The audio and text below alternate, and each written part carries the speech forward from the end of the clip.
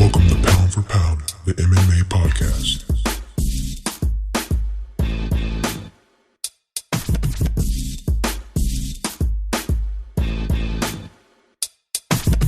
And now, coming to the mic, your host, Jalen Walker.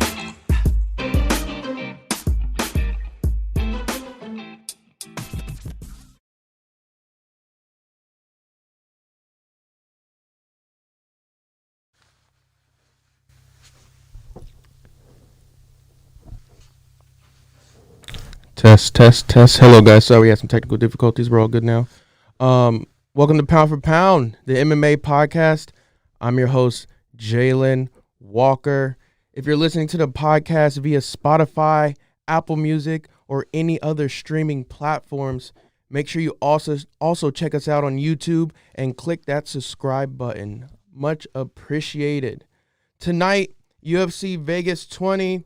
Rozenstruik versus Gane in an anticipated heavyweight matchup to follow up last week's insane heavyweight main event. Great fights to look forward to tonight. We'll also be breaking down last week's card. Derrick Lewis had an insane uppercut to knock out the heavily favored Curtis Blaydes. What a fight that was. Plus, some new fight announcements for the upcoming months. We'll break it all down and much, much more. But first, a word from our sponsors at Manscaped, the official electric trimmer of the UFC. Manscaped, not only are they representing podcasts, they are also the sponsors of multiple UFC stars, including Max Holloway, Francis Ngannou, and Sugar Sean O'Malley. Manscaped is changing the grooming game with their Perfect Package 3.0. The Perfect Package 3.0 includes their premier Lawnmower 3.0 trimmer. This ceramic blade and skin-safe technology is designed to reduce nicks or tugs on your fellas down low. For all our international listeners out there, they just landed their life-changing products in your country, so check it out on the website. Inside the Perfect Package 3.0, you'll also get the Crop Preserver deodorant for below the belt. It's anti-chafing and moisturizing. You also find the Crop Reviver Toner, which is an aloe vera infused cologne for below the belt. Get 20% off plus free shipping with code POUNDFORPOUND at manscaped.com. That's 20% off plus free shipping with code POUNDFORPOUND at manscaped.com. One other note before we move on, I got to shout out Podfest Global. It is happening next week, and I will be speaking on a Monday night. And if you would like to attend, you can use code JalenPodfest for a free $50 ticket. It's a great value, great event. Overall, it's just a learning experience for everybody. And yeah, use Jalen Podfest. I think it's on Eventbrite if you want to search the event. But yeah, I'd love to see you guys there. Yeah, just a small little plug for that. But on the other hand, our guest on the show today, he's a featherweight fighter out of Glory MMA Fitness. This fighter defeated Charles Rosa in a unanimous decision victory last Saturday at UFC Vegas 19. He has been a professional fighter since 2012 and entered the UFC at the beginning of last year. I'd like to introduce to the podcast Derrick Minner. How's it going, man? What's up, man? How are you? Doing great. Real quick, Andrew, do you mind taking his camera and centering it for us? Yeah, just go ahead and stretch it out for us. I don't know what the heck. There we go. No, it's all good. We just lost connection at first. It's all good now. All right. Thanks for coming on the show, man. I appreciate you taking your time out and talking with us. Congrats on your win last Saturday. It was an impressive fight. I was impressed, and I think a lot of people in the fighting community were impressed also. What did you think of the fight? Man, it was everything I expected.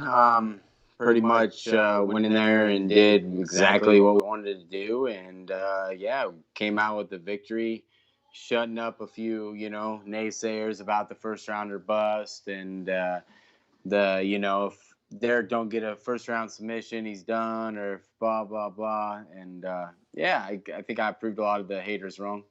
Nice, yeah.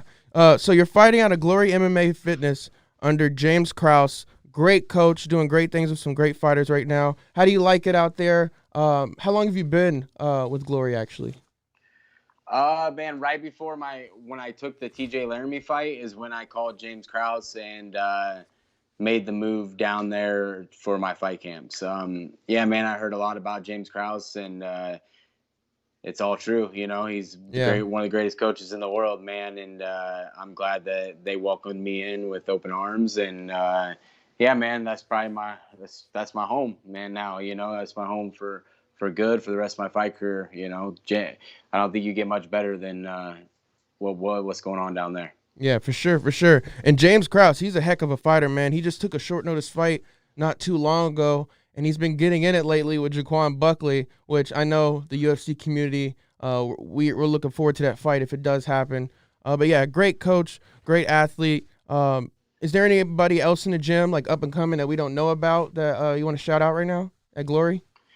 Like the up and comers that you don't know about. I mean, everybody knows of all the guys in the UFC. You know, your Yep, Grant yep, Dawson's, Kevin Kroom. yep. You know, everybody. But you know, there's a few kids that are like 6, 7, and 0 Really? that are amateurs that I work with a lot.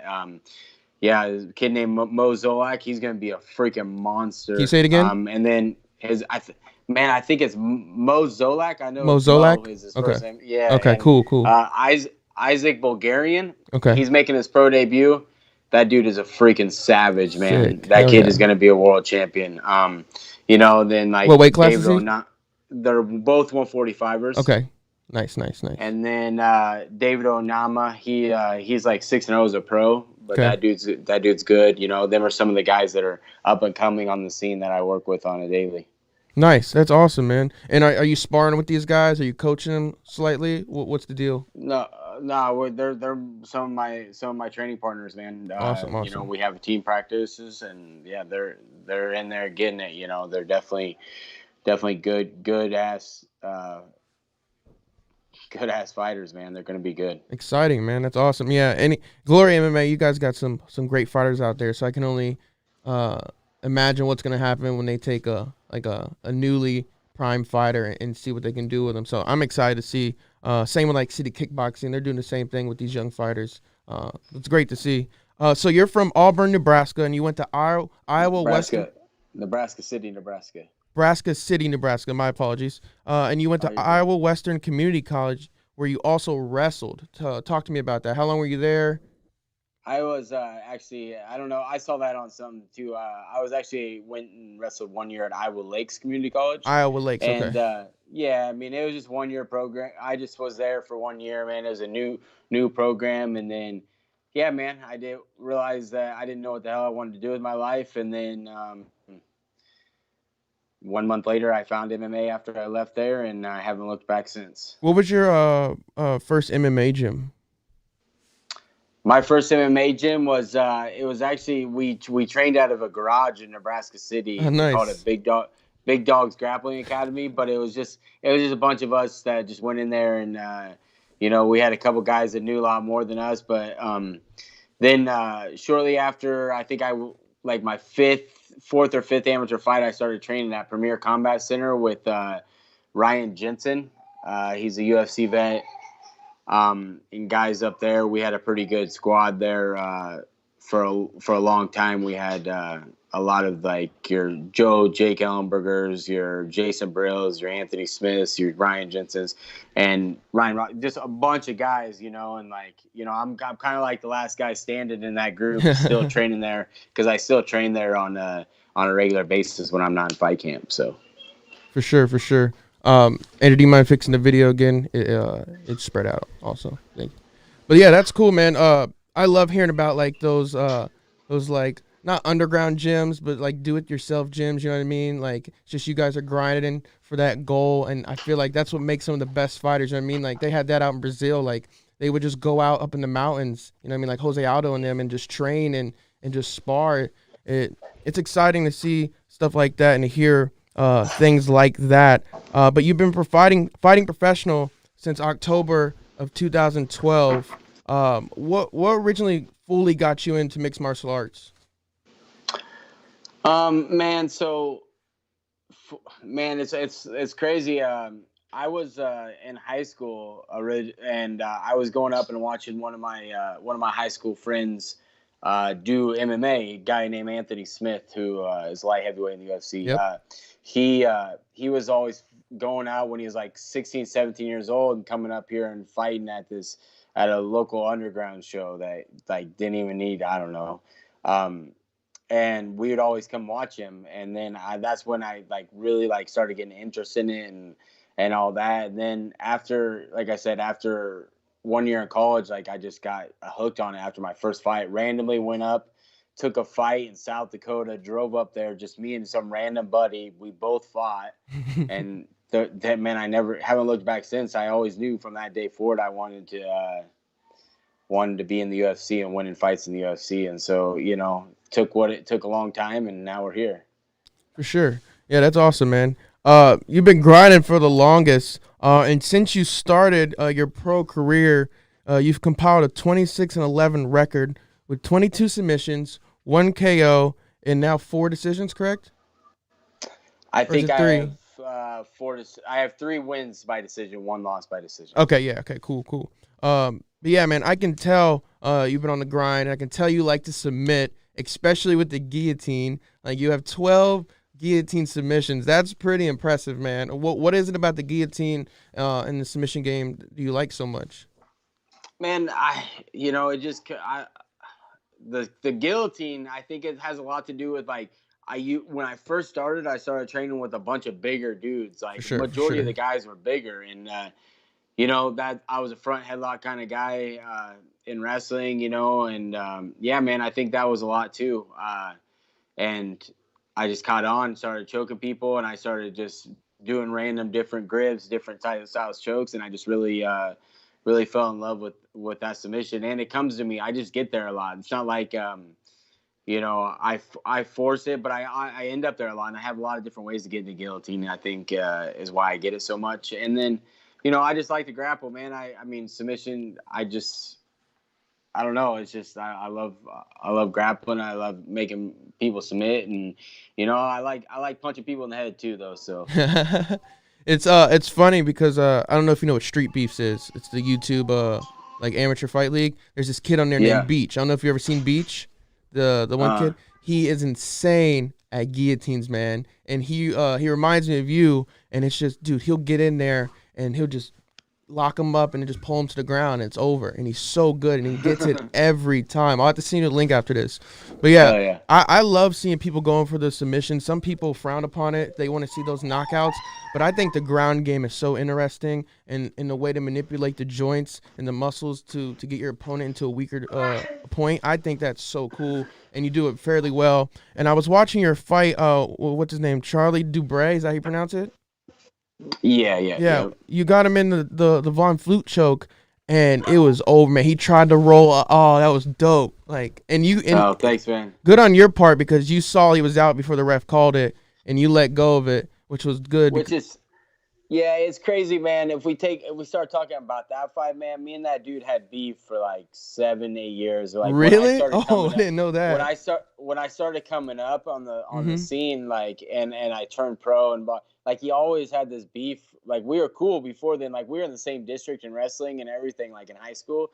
And then he just like started running his mouth, and he would get drunk, and he'd always run his mouth. But I was always on to bigger and better things, like I was always fighting in RFA or had something scheduled or something. And finally that fight made sense, and we did it.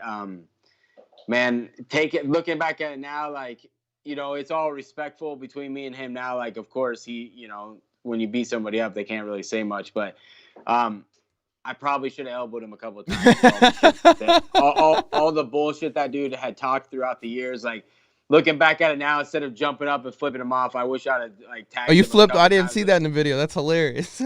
Yeah, I wish I tagged him a couple times just for like that dude was one of those guys that would like message like my family and shit. Like would get drunk. So like looking back at it now, I was a little too respectful.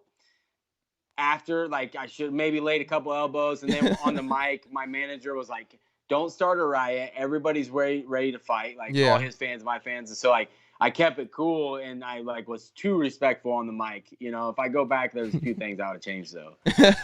I feel that. Yeah, you don't want to start an all-out riot in the crowd. Like a beef counter fight. That was gnarly, man. But yeah, that's crazy. I didn't know the beef you had with him. I was just watching that fight. Yeah, and knowing the beef, yeah, you should have hit him with an elbow before he got up. Yeah, You gave him a just little like bit one too or much. two. Yeah. Did he go stiff? Because what happened with his body? Because it looked like he like. He went to sleep. Okay, because he went to grab his head. I've just never seen someone like went up. No, and then fall asleep. he was like when I looked at him, he was shaking, his eyes rolling back of the head. Oh, And okay. that's when I told the ref like he's out. Like Yeah. I could have probably hit him 40 times. The ref probably wouldn't have seen him. Like it's just funny. Yeah, that's awesome, man. So in August of 2019, you're invited to attend or to participate on Dana White's Contender Series, where you fought Herbert Burns. Unfortunately, you lost that fight via submission, but it doesn't seem like that slowed you down at all. You've made your way to the UFC now in a different path. But what was that experience like on Contender Series at that time? Man, it's a cool experience. I mean, of course, it's your first shot. Like for me, like I've been waiting for that type of shot for a long time, and so like, I felt like that was it. Honestly, like I feel like that was where my career, like it was that make or break it on that fight. So, it was a super cool experience. Like they run it super well, and I was glad to be a part. But yeah, I mean, I did find a different path. But like after that fight, I wasn't really too strong believer on if I was gonna make it to the UFC or not. Mm-hmm. And then thankfully I have some good people in my corner that picked me up and made sure that like we're gonna get another win. And then we got a fight with one of the guys on the Contender Series, beat him pretty quick, and so it revamped my career a little bit. But I was like, oh man, I don't know what the hell I'm gonna do for the rest of my life. I feel that, man. Speaking of your UFC debut and getting into the UFC, your UFC debut was an injury replacement for Chase Skelly against Grant Dawson in February last year at UFC Fight Night Benavidez versus Figueiredo. You lost that fight via submission in round 2, but I have to mention Dawson came in overweight for that fight. Tell me about that experience and how you've grown since then. And you got some background audio also going on. I do? Hold on one second. Hold on one second. You're good. Hey, I'm on this interview. Stop.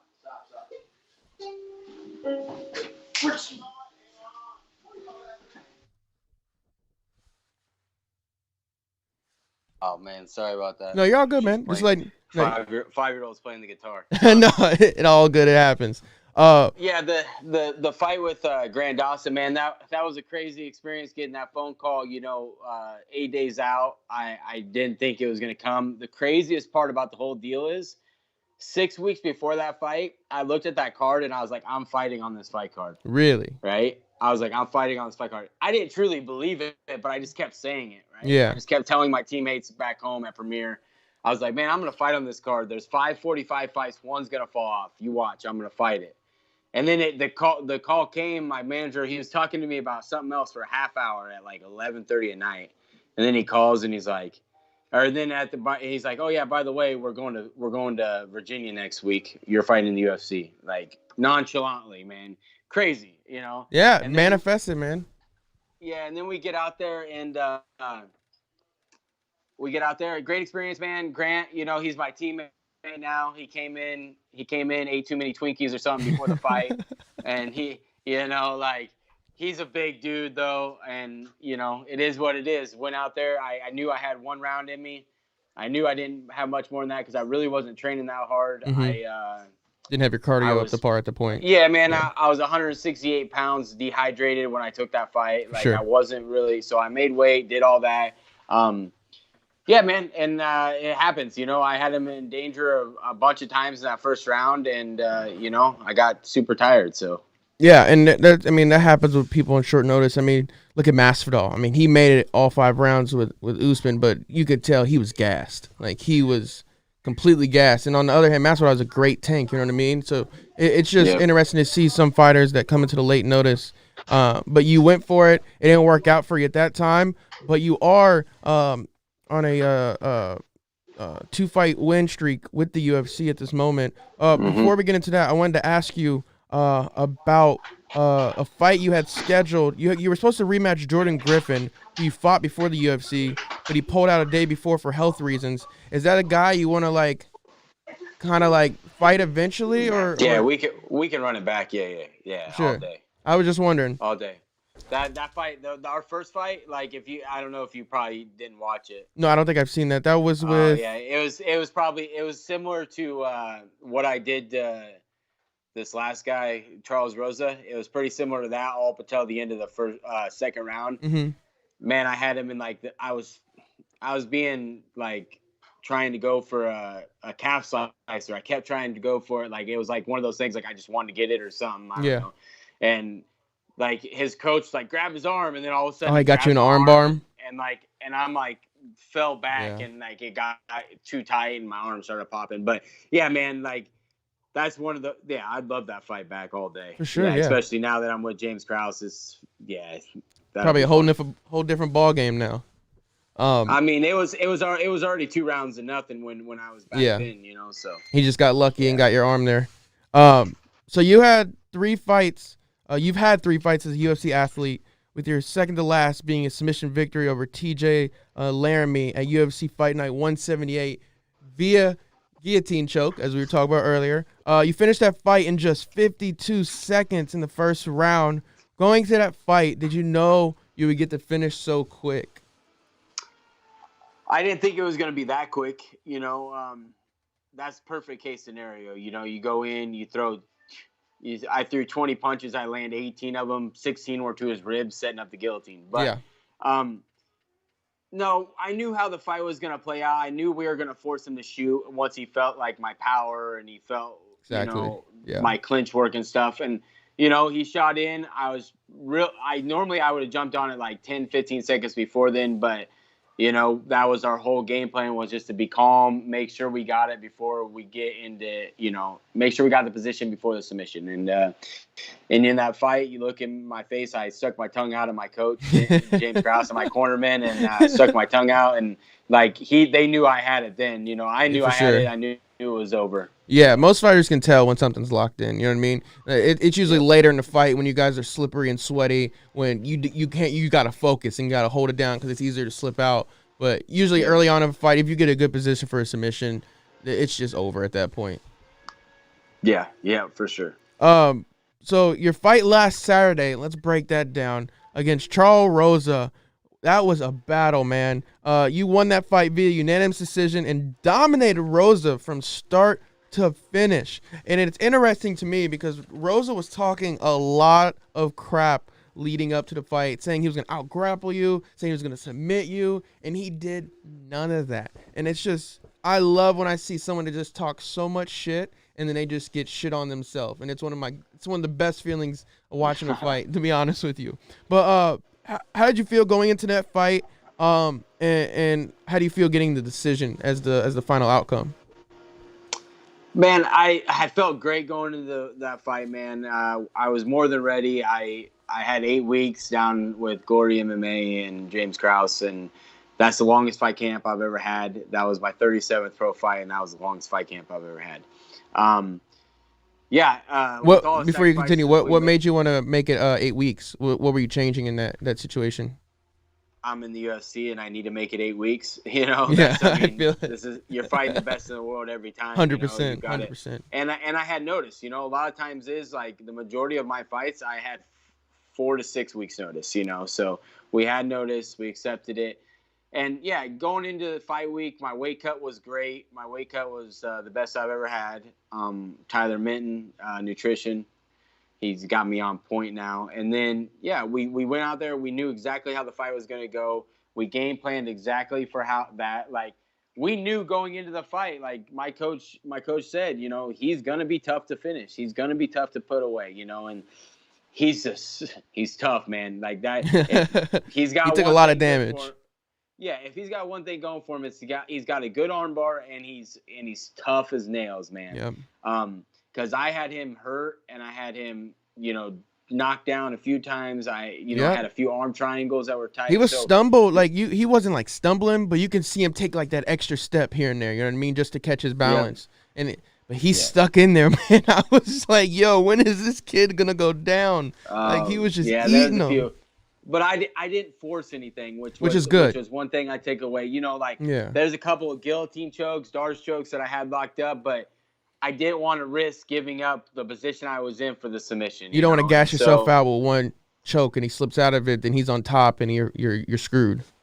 Yeah, man, and like I knew when I had it, like the arm triangles were tight, but I wasn't gonna put too much pressure on it Exactly. just because like I've had that shit happen before, and sure. I'm just not. We're not playing that game. We're in this game to make longevity, get wins, get 2 checks. You know. Yeah, you got enough experience at this point to not. I mean, that's what the experience in all your other fights are for, to know when to go full throttle and when not to, because you don't want to get caught up. And I think you played it very well. And that kid is tough, man. That kid is tough. Charles Rosa, I got to give it to him. He has a decent chin. Yeah, and he's been to he's been to 4. He's had 4 fight of the nights or something. Yeah.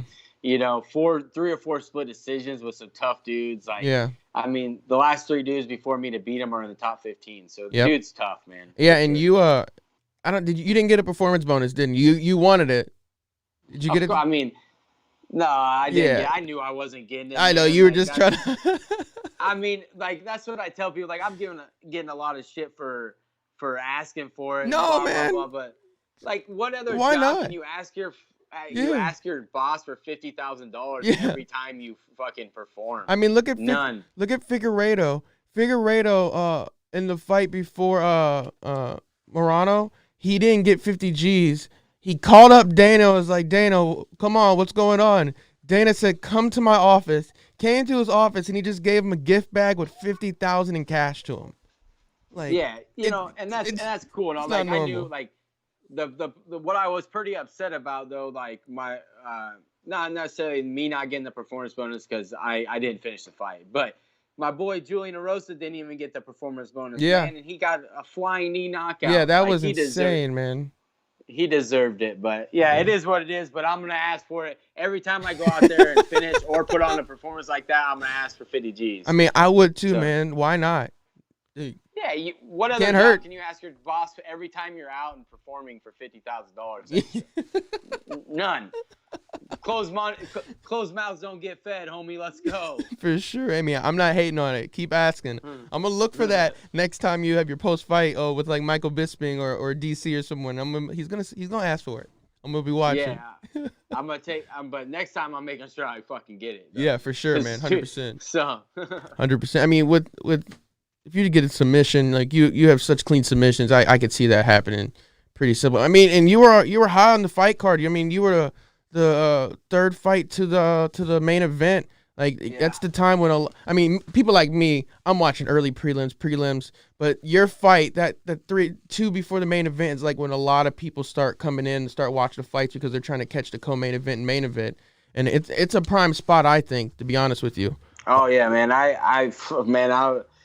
That was one of the things, man. Like it was so surreal just being in that moment, being in the feature fight on ESPN Plus, and like just being that high on a fight card, man. It was crazy. It's insane still. I know that that's where I belong. I know like I deserve to be here, but it's one of those things that it's still surreal to me. Yeah. And I don't know if this means anything to you, but I don't know if you know, but Steve-O was there that night up in the VIP section. I don't know if you knew that. Yeah. He just put out his vlog, and he was like, I attended the night, so he was there for your fight. Yeah, he got to be up in Dana's VIP suite, him and his girlfriend. But yeah, it was cool to watch the behind the scenes. But yeah, he loves the UFC. He's there all the time. But yeah, moving forward, man, who do you want to fight next? What do you have in mind? Man, I don't care who I fight next. That's the thing, man. Like, I've seen some names. Like somebody was like, they've been talking about. I've heard Chase Hooper. I've heard Darren Elkins. Chase Hooper would be a great fight against you. Actually, sorry to interrupt you. That would be a great fight. Yeah, for so that I can get 50 G's on his ass. You think you can put him out quick, submission wise? He's got a pretty good ground game, man. He's been working with Ben. That's fine. I'll be interested in that fight. I think it'd be a really good fight. That's what I hope everybody's interested in that fight. Yeah. And I love that matchup, man. And the kid, he's got solid jiu-jitsu, man. Like, I got to give it to him. But I mean, you're confident in your ability. There's nothing wrong with that. You can put him out. He was he was getting licked on by that freaking Peter Barrett. Oh yeah. and then he could a freaking roll, and somehow that dude's like, oh, I don't know what to do. Yeah. Take my ankle. You know what I Yeah. mean? Like, come on, man. You better try to move or something. But yeah, like man, I love that matchup. I think the people would love that matchup. So yeah, the Chase Hooper matchup, all three of them, or Who I else? don't care. Who else you got in mind? Give me somebody coming. They can be the bottom tier, the middle tier, the top tier, the top 15, top 10. I have enough experience. Let me look at the ranking. I haven't seen it this past week. Yeah, and I have enough experience. I can fight any of those guys. You know what I mean? That's the difference. Like, I'm not coming in 7-0. Like, I'm 26-11, bro. For sure, yeah. And that leads me to my next question. I was gonna say you're in a tough division. You got Max Holloway, Yair Rodriguez, Volkanovski. I mean, the champ Volkanovski. I'll give him his respect. But even though Max Holloway should be the champ right now, in my opinion, he won that fight. 100%. Yeah, for sure. But what do you got that these guys don't have? Why do you think you could beat them, and why do you think you should be the champ? Man, that's the thing. I'm gonna keep gaining experience and keep gaining momentum and just keep improving my game all around, man. Like right now, like obviously I'm only 2-1 in the UFC. I don't deserve to be there and stuff, but I'll just keep proving myself. Keep proving to myself and everybody else that I belong, and I'll just keep climbing the ladder, man. It's like the thing is, only little things separate, each tier of fighters, and I'm one of those guys that, I've been at this stuff a long time, longer than the majority of those guys, and I'm just not gonna give up. I just keep coming. Just keep coming. I can get knocked down. I'm gonna bounce back. I'm gonna keep riding the train, and I think I'm just now barely nicking my prime, and I'm really starting to improve mentally on everything, mental clarity on in the fight and all that stuff, and it improved the last fight. So we'll see. I'll keep climbing the ladder, and then eventually, when them fights come along, I'll tell you why I'm gonna win. For sure. I mean, I like the confidence. You got to have that confidence in this sport and in this business, because if you're going in that ring with anything less, you're just gonna get knocked out or put away. And that's just the simple part about it. So when can we see you next in Octagon? How many times are you trying to fight this year? You trying to fight 2-3 more times? Man, yeah, I would have 4 fights this year. Yeah. I'm imagining I'll probably get 3 unless a short notice one pops up for a 4th. For sure. We're probably looking at May, June, I'm guessing. Okay. We'll see what they come at us with. That June card, June main event just got announced. What who was it? One second, let me pull it up. Figueiredo versus Moreno 2, June 12th. So possibly that card. It could be like a 145 like super fight card. You know what I mean? I think that'd be cool. Yeah. Yeah, I'm down. Like I said, I'm down for that. I'm down for June. June's about perfect. We'll get back in there. But Summer in fights all are reality, fun. If they come at me with a fight in 5 weeks, I'd probably be like, okay, let's go. You know what I mean? Like, yeah, for sure. I just want to fight, man. I just want to. I'm here now. I'm in the UFC. I'm making moves, and I just want to keep climbing the ladder. And I don't want to. I think I fought twice last year, and that's just not normal. Yeah. I usually used to fight 5 to 7 times a year, so 3 to 4 will be good. Awesome. Well, I appreciate it, Derrick. I wish you the best of luck. I know you're in good hands with James Krause at Glory MMA Fitness. Seeing some great things from you. And yeah, just thanks for coming on the podcast and talking. We'll have you on again soon. Let me know when you get your fight announced. I'll post it and stuff like that. But yeah, man, appreciate you coming on. Any shout outs? Anybody you want to call out? Any companies? Anything? Nah, man, just everybody that supported me along this journey. That's the thing. Like, I have a lot of sponsors that have always supported me, a lot of people that have always supported me, and you can't forget about the people that are, along with the haters, you can't forget about the people that have supported you on the journey. And that's what I try to let that override the people that run around and talk their mouth and stuff, because I got a lot of support for sure. Awesome, man. Well, I appreciate you coming on, and I look forward to having you on again soon, and I'm looking forward to see your next fight, hopefully in June or in the summer this time. Thanks, brother. I appreciate it. Of course, man. Thanks for coming on. Yep. Derrick Minner, everybody. Cool guy. Appreciate him coming on. But yeah, Interesting. I always love hearing from the fighters, kind of fresh after their fights, see their perspective on it. It's always interesting. Before we move on to the fight card tonight, I have another message from our sponsor at Manscaped. St. Paddy's Day is for the pubs, not the pubes. Manscaped is the global leader for below-the-waist grooming, and they sponsored this show to ensure you have the best tools for your ball trimming experience. If you plan on getting lucky this St. Paddy's Day, then you might as well use code pound for pound at manscaped.com for 20% off plus free shipping. Again, that's code pound for pound for 20% off plus free international shipping. All right. Guys, some news on the agenda. We got some upcoming fight announcements. Edwards versus Muhammad, Saturday, March 13th. Also, big fight, big fight. Robert Whittaker versus Paulo Costa is the main event for April 17th. UFC, I'm not sure what the event will be, but that is April 17th. Costa versus Whittaker. Holy crap. As we know, Adesanya destroyed both these guys. And it'll be interesting to see who can win out of them. I think people are looking forward to it. It's going to be a damn good fight. A fight I'm looking forward to, Shevchenko versus Andrade, women's flyweight title bout, Saturday, April 23rd. That's going to be awesome. That's UFC 261. And then the big one, UFC 263, Figueiredo versus Moreno 2. The run in the back, people. Saturday, June 12th.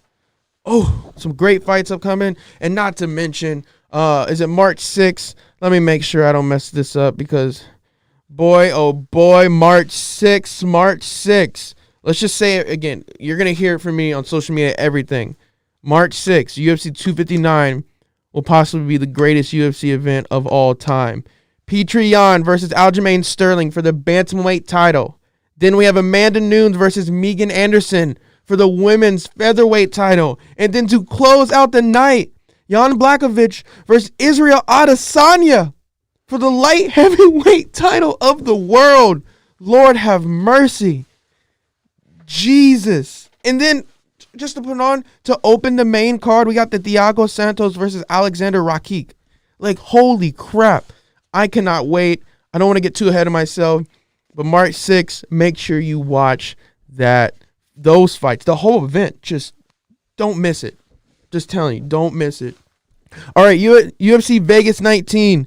What a night it was. Holy smokes. As we know, Derrick Minner, he was participating in Vegas 19. He had a great fight against Charles Rosa, but let's take it from the top. Tom Aspinall, rear naked choke win over Andrei Arlovski. Great fight. I love Arlovski. It was sad to see him lose, but Tom Aspinall, great fighter. Then we got Philip Halls.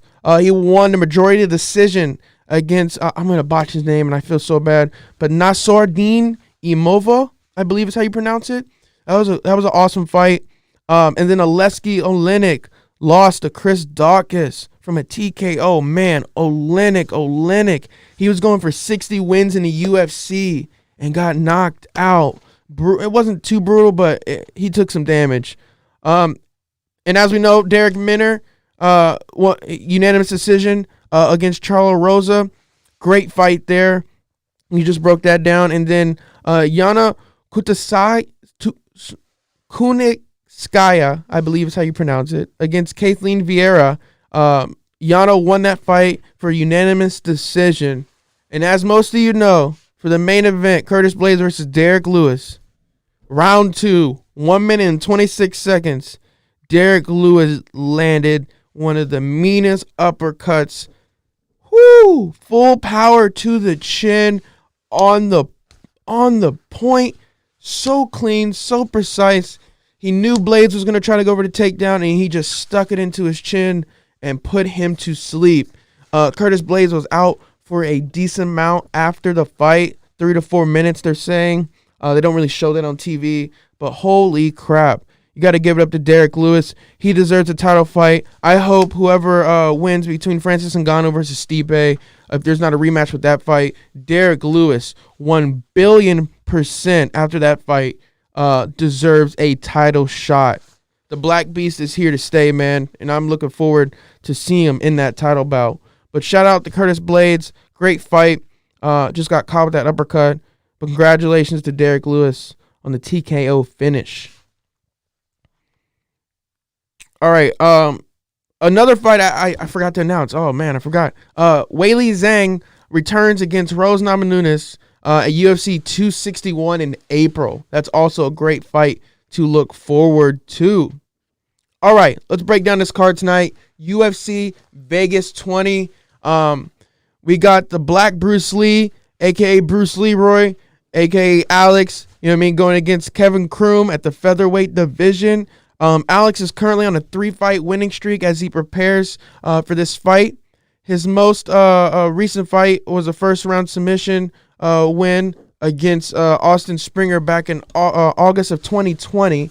He has 3 wins by knockout, 6 by decision, and 6 by submission and 8 by decision. He also has 4 first-round finishes by the way of submission. He's on a 3-fight win streak, and at only age 32, this will already be his 24th fight with the promotion, as he dominated Chase Hooper back in June and submitted Austin Springer, as I mentioned, back in August. So great things looking for him. Kevin Kroom, a.k.a. the hard-hitting hillbilly, 21-12, 1 no contest.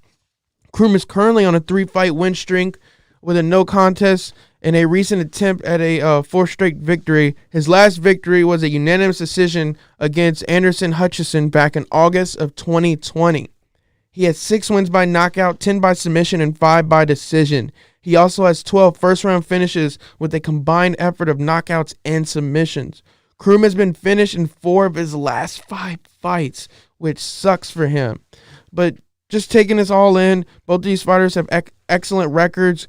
Kroom is kind of a newbie into the UFC and hasn't been going his way. Bruce Leroy, aka or Alex, I'll say, he's the more defined fighter, I think, in this situation, and I think his ground game is gonna overcome the hard-hitting hillbilly.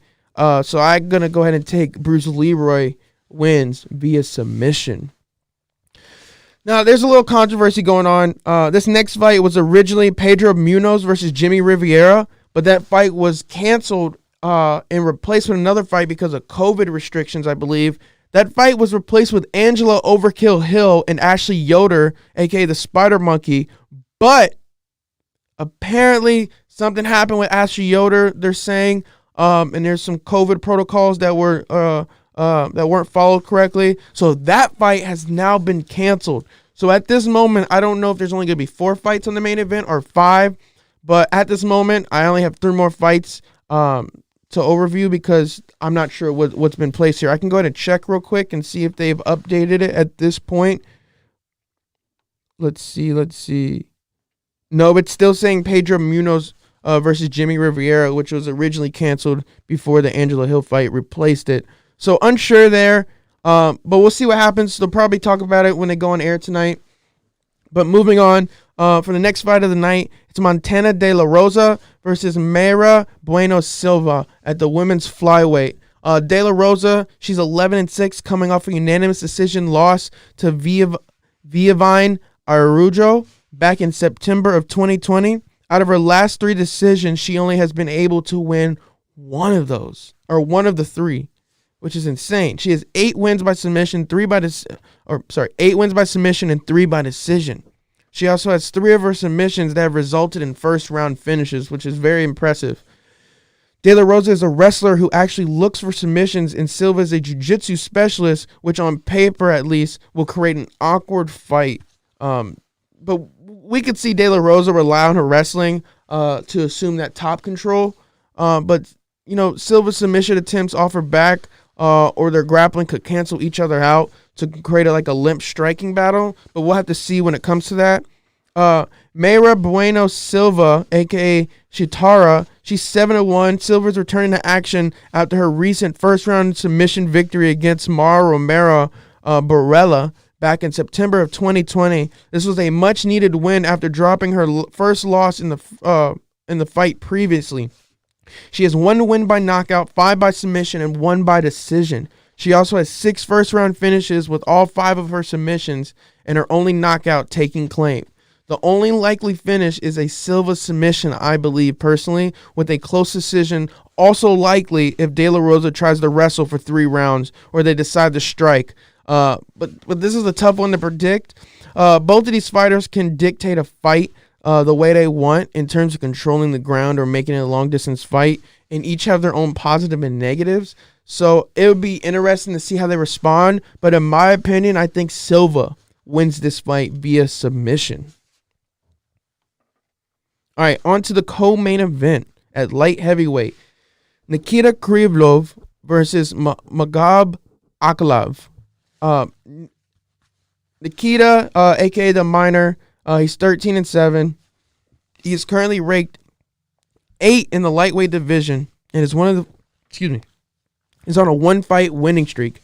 His last battle was a unanimous decision victory against Johnny Walker back in March of 2020, and Johnny Walker is a beast.